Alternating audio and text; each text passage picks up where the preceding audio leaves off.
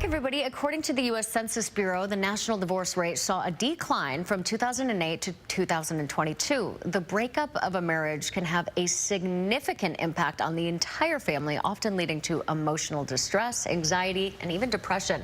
So there's a couple of ways to part ways respectfully, which is obviously what we all want. Attorney Alisa Peskin-Shepherd joining us live in studio to discuss divorcing with respect.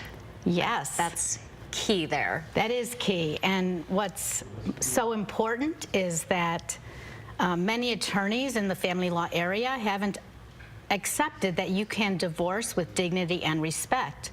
So part of what we're doing now with Divorce with Respect Week, which runs March 3rd through 9th, is to educate the community, educate people who might get divorced, and educating other professionals about the opportunity to get trained as a collaborative divorce professional and work on a team for families instead of going directly to court and working through the court system. Interesting. So it's all about finding the right attorney to help you divorce respectfully. Yes, exactly. Interesting. I want to hear your take on prenups. On prenuptial agreements? Yeah. So what's also significant is that you can use the collaborative process, divorce process, even in your, to create your prenuptial agreement.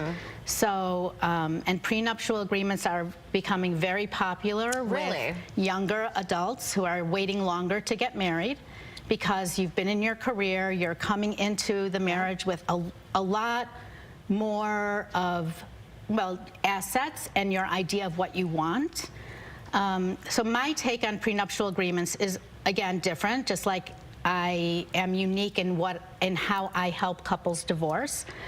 A prenuptial agreement doesn't have to be a standard, what's mine is mine, what's yours is yours, we're not commingling anything. I think that a couple needs to talk and discuss about what their values are and what is significant to each of them, and then decide what we want in the future, what are our future goals, and those ideas and values go into their prenuptial agreement. Communication is key. It protects certain assets, but it also looks towards the future for this couple. Interesting. Because it's really not about the idea about getting divorced. In this open, I mentioned that divorces have been on the decline. Do you know why that is? I mean, that's great news. Or is it just people are choosing to not get married? People are getting married later. I see.